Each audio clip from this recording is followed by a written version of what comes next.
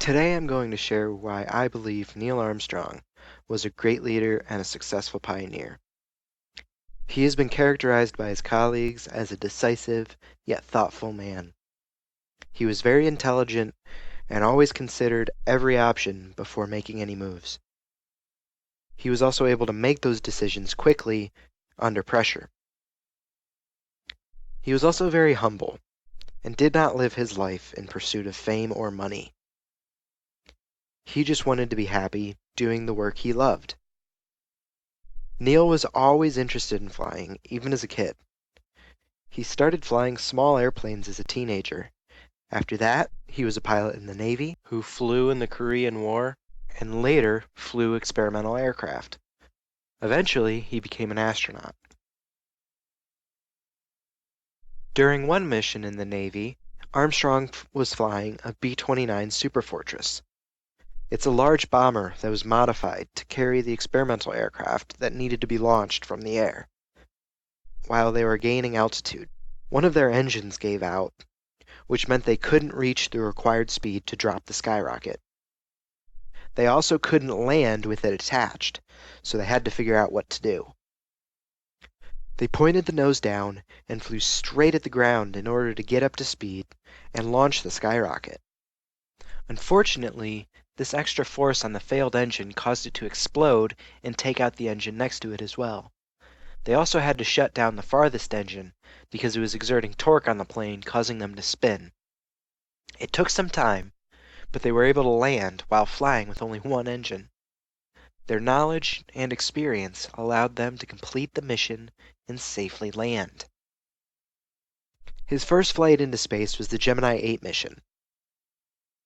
The plan was to dock with the Agena vehicle while in space and complete a spacewalk. This was the first time two vehicles ever docked together in space. Once attached, they began to spin because of a thruster that didn't shut off. In order to stop both craft from being forced back into the atmosphere and crashing to Earth, Armstrong detached from the Agena. He turned off the automatic maneuvering system and was forced to begin re-entry because they couldn't fix the thruster. He and his co-pilot were able to get back to Earth without crashing or being injured or damaging either spacecraft. Without his quick actions, his story could have ended here. As you all probably know, Neil Armstrong was the first man to set foot on the moon during the Apollo 11 mission. It's never easy doing something no one else has done before, because complications almost always arise that you haven't planned for. The planned landing site for the lunar module was covered with craters, and Armstrong knew they couldn't land there. He took manual control of the lander and continued flying until he could find a good spot to land at.